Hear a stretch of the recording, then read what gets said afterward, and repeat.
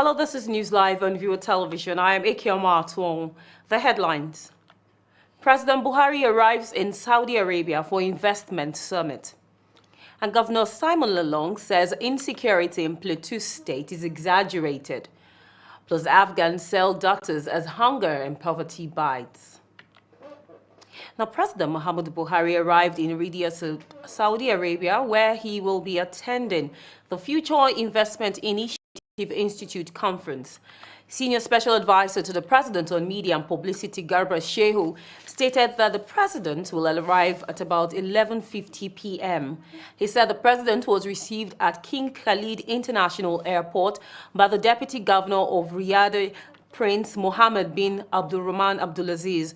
President Buhari, alongside other world leaders, will participate in the opening ceremony of the event on Tuesday and the three-day plenary sessions focused on the theme for the 5th edition of the Summit Invest in Humanity. Now, President Muhammadu Buhari says the adoption of central bank digital currency can increase Nigeria's gross domestic product by $29 billion over the next 10 years. Buhari made this submission while performing the formal unveiling of Central Bank of Nigeria digital currency e-Naira at the presidential villa in Abuja.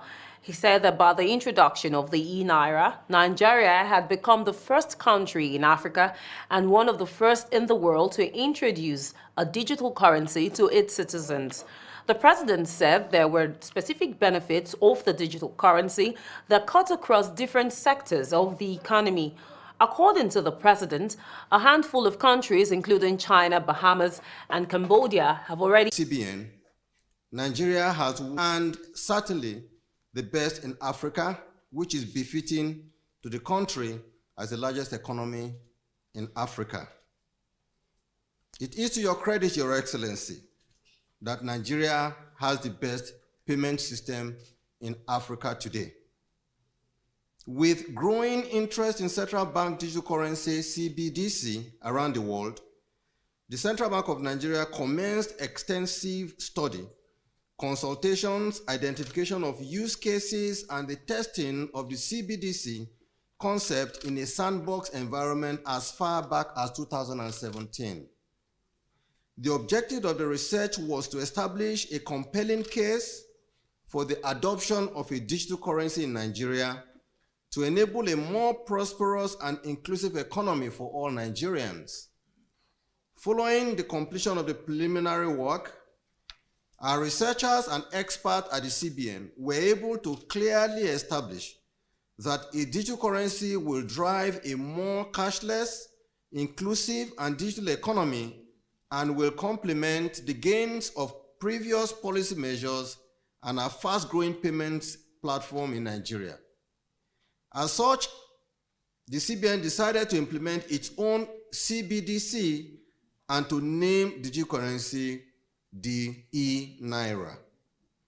Your Excellency, the CBN believes that e-Naira will make a significant positive difference to Nigeria and Nigerians, including A, supporting a resilient payment system ecosystem, B, encouraging rapid financial inclusion, C, reducing the cost of processing cash, D, enabling direct and transparent welfare interventions to our citizens, E, increasing revenue and tax collection, F, facilitating diaspora remittances into Nigeria, G, reducing the cost of financial transactions and improving the efficiency of payments in Nigeria.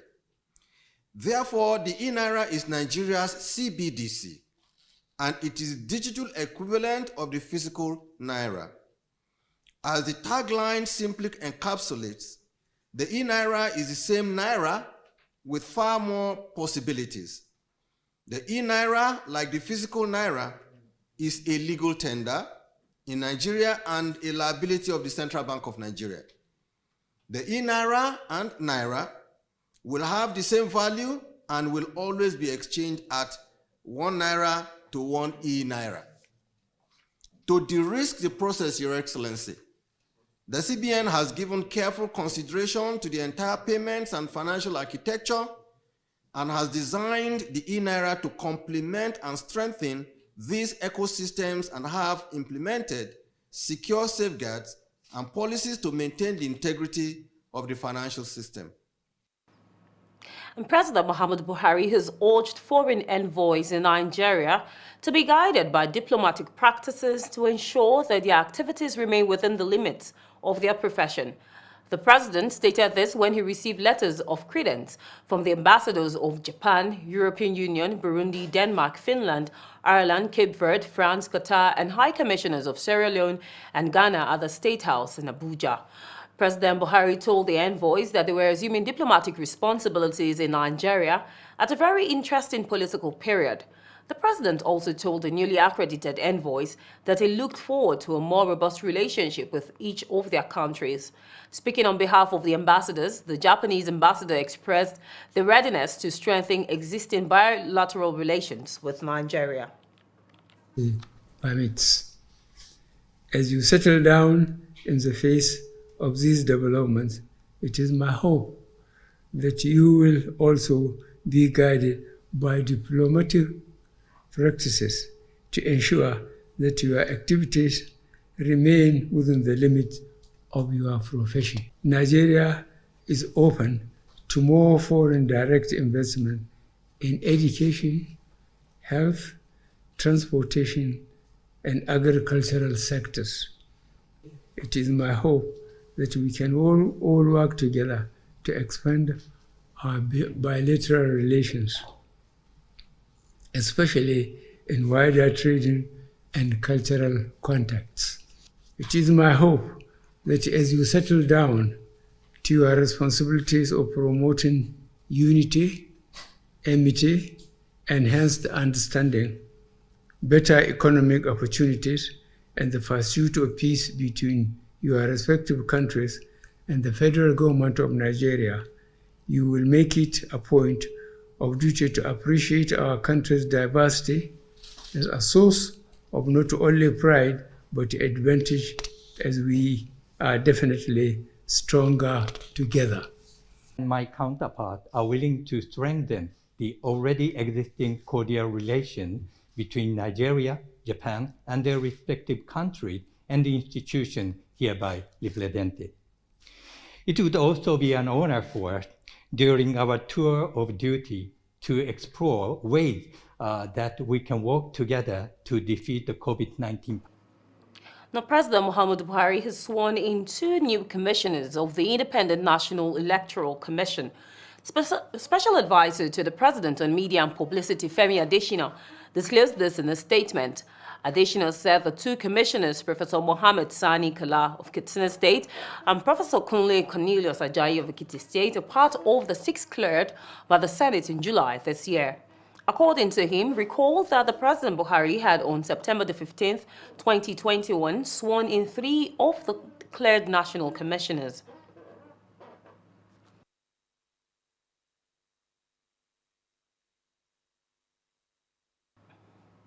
And President Muhammadu Buhari says his regime plans to create up to 250,000 jobs from its effort to connect up to 5 million households to solar power. This is, as I said, growth figures were meaningless if they do not translate to good-paying jobs and improved standards of living for Nigerians. Buhari, who was represented by Vice President Yemi Osibajo, stated this in an address delivered virtually at the opening of the 27th Nigerian Economic Summit themed Securing Our Future, the Fierce Urgency of Now. Senior Special Assistant to the Vice President on Media and Publicity, Laolu Akonde, disclosed this in a statement. According to the President, to tackle existing problems at the same time, benefit from domestic and global trends, stakeholders both in the public and private sectors must take timely actions and immediate steps for Nigeria to achieve the desired national goals. Speaking on the Solar Power Niger project, the President said it is another project of the Economic Sustainability Plan that will lead to the creation of a large number of jobs.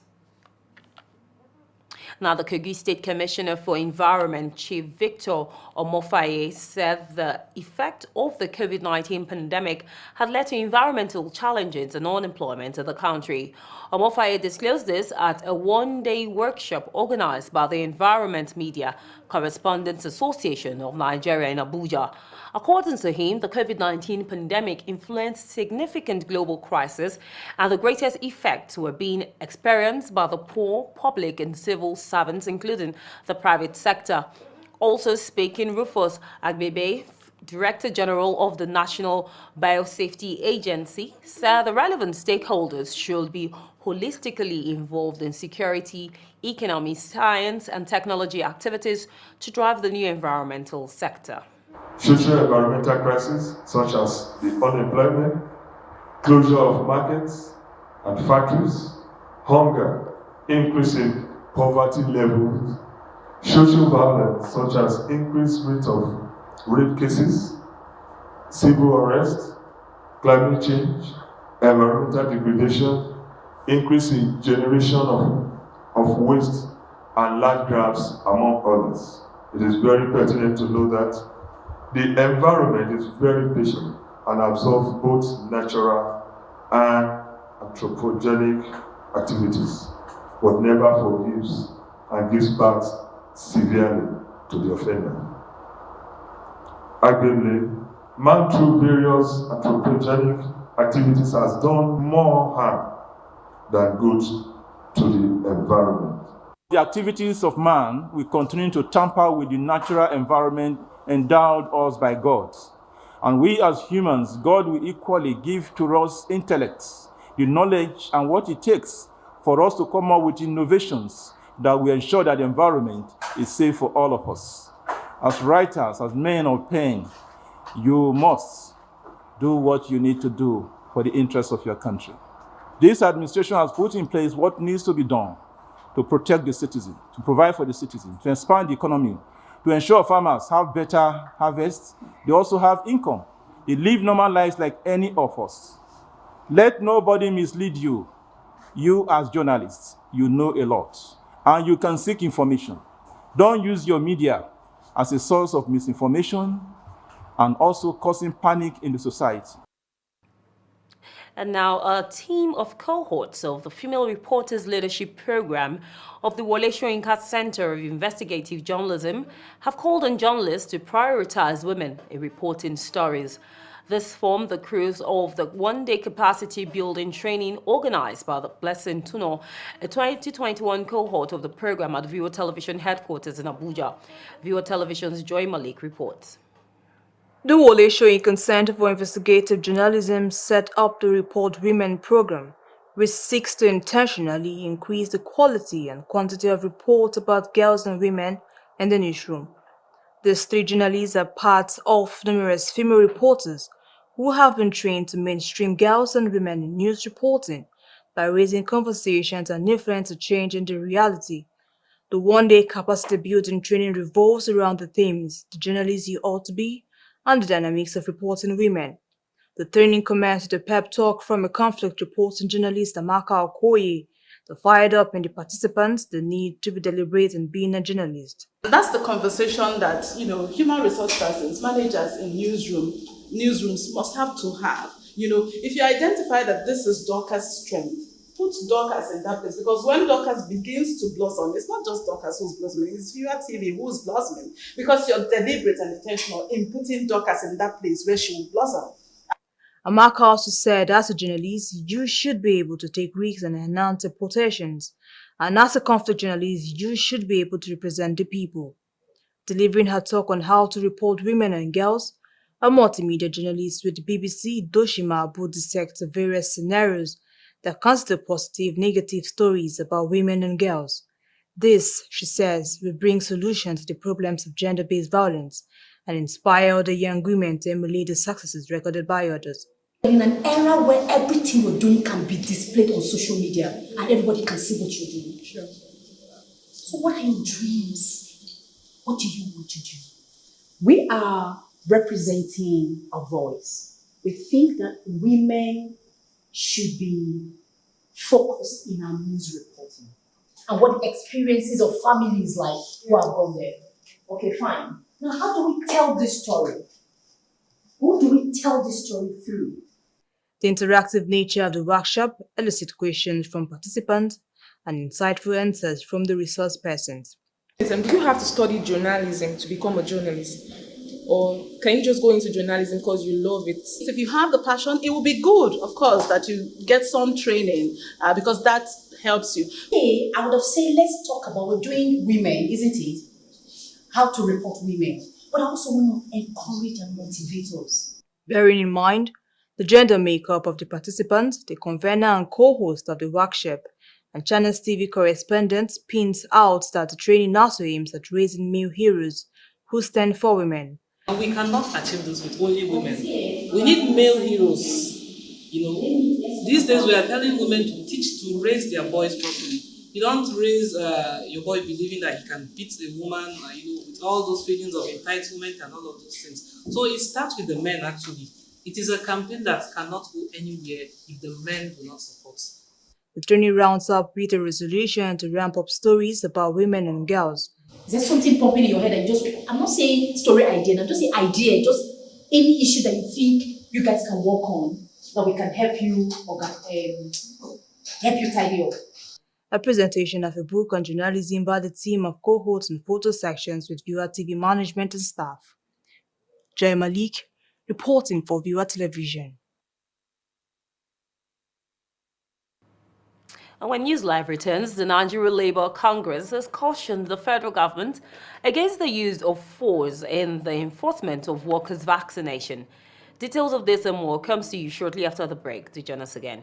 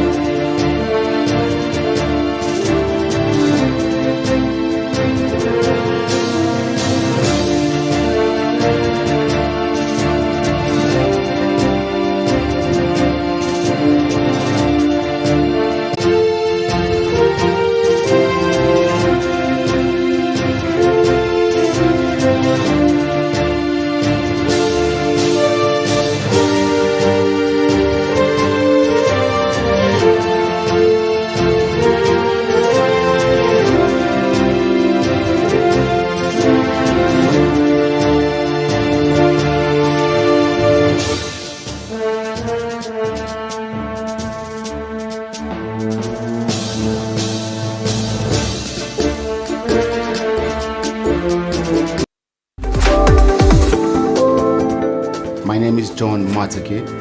First of all, you being a news anchor, you have to be in the news. When I mean in the news, you have to read the news like a book. You have to understand the stories, and of course, you have to prepare your mind, because there are a lot of stories that when you read, they are actually so shaking. So from the editor to the reporter to the scripter and so many other people working, it has been a wonderful thing.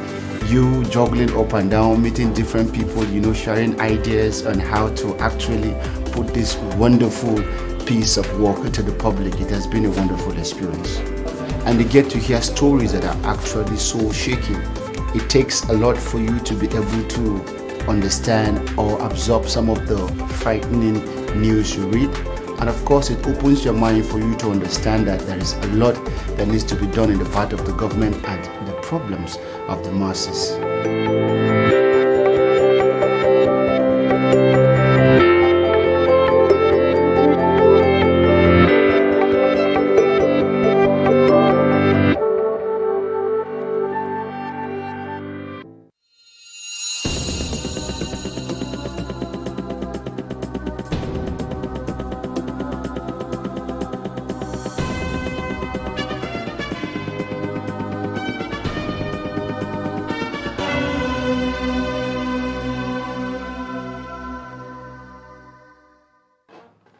Welcome back to NEWSLIVE, a recap of our top stories. President Muhammadu Buhari arrives in Saudi Arabia for investment summit. Thus, Governor Simon Lalong says insecurity in Plateau State is exaggerated, and Afghan sells daughters as hunger strike and poverty bites real hard. Now, the Nigeria Labour Congress has cautioned the federal government against the use of force and the enforcement of workers' vaccination. The president of the NLC, Ayuba Waba, stated this during a briefing on COVID-19 vaccination advisory for federal civil servants in Abuja. Recall that the boss, Mustafa-led Presidential Steering Committee on COVID-19 had announced that federal government workers without proof of COVID-19 vaccination or test results done within 72 hours will be denied access to their offices starting from December the 1st, 2021. But the NLC president urged the federal government to employ the use of persuasion and conviction rather than force. Francis Abdebisi, the controller, Nigerian Correctional Service in Lagos State, says inmates involved in defilement of minors and other rape cases will not be considered for presidential pardon. The controller made this known in an interview with the newsmen on Tuesday in Lagos. He confirmed that the Presidential Advisory Committee on Prerogative of Mercy had started assessment of inmates in Lagos State for freedom under the Prerogative of Mercy President Muhammadu Buhari. He, however, said that inmates involved in rape cases, especially the defilement of minors, will not benefit from such pardon. Hence, they will be excluded from the assessment. Adebisi added that 300 inmates will be scrutinized in the state, while only 80 will be considered for pardon. Another United Nations Educational, Scientific and Cultural Organization, UNESCO, Federal Ministry of Education and NGOs says they will work to ensure that Nigeria ranks among the highest literate nations in the world. Represented by Dr. Stephen Onyekwelu, the Spotlight Project Manager of UNESCO, Sanga said that UNESCO supported the Federal Ministry of Education in developing the ministerial strategic plan that was currently running right from 2018 to 2022. Noah Emmanuel, the national president of NOGALSS, said the dialogue with NGOs with relevant partners was aimed at speeding the achievement of Education 2030 agenda. Professor Akpama Ibo, the Executive Secretary of the National Commission for Mass Literacy, Adult and Non-Formal Education, represented by Director Literacy and Development John Ede, said the Commission was committed to eradicating illiteracy in the country. That is what UNESCO is advocating, even the UN system is advocating under the Spotlight Initiative. We want a Nigeria where all women are free from all forms of gender-based violence. And you saw what happened, the figure tripled during the COVID-19 because they were out of school. Now, if the Nigerian government can strengthen the issue of capacity building of teachers in ICT, using ICT to deliver lessons, when crises happen like this, you don't need to bother yourself. Anywhere you are, you have access to learning. I think that is what even the Ministerial Strategic Plan advocated, which UNESCO supported. All partners that are here and all organizations that are here today, your presence and active involvement in this very important program have demonstrated your passion and steadfastness towards the achievement of SDGs 2030 agenda and further strengthen our collaboration as partners in the mass literacy project for Nigeria. We are also implementing rural facilitator scheme, which is geared towards improving the number of adults and youth that are illiterate in the country. So with that RFS, we know that we will be able to achieve at least some of the SDG goals. Academic activities at the Federal College of Education, Yola, has been put on hold following protests by students of the institution. The students were protesting poor living conditions on campus, to include lack of water supply, before it degenerated into violent protests. The situation was aggravated when some of the rioting students were chased by armed military and other security operatives. However, FCE authorities have admitted that there was a breakdown of the college's main water source. They, however, denied that students were left without water supply.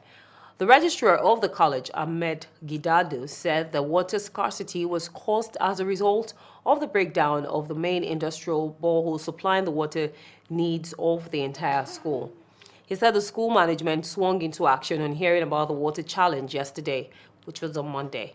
Immediately asked the Works and Services Department to fix the problem, but only to wake up to see students rioting this morning. And now Governor Simon Lalong of Plateau State said that the security challenges facing the state was exaggerated. He said Plateau State remained a very suitable business and investment hub because the government had vigorously addressed some major security challenges in the state by tackling their root causes. Lalong spoke at a panel discussion on securing our future and urgency for now, which held at the Transcorp Hilton Abuja. A statement by his Director of Press and Public Affairs, Machamba Kut, said on Tuesday. He said Lalong told the Nigerian Economic Summit Group that though the security challenges in Plateau State have not been completely eradicated, there is substantial peace which has been nurtured through the Peace Building Agency and the Interreligious Council in the last 6 years.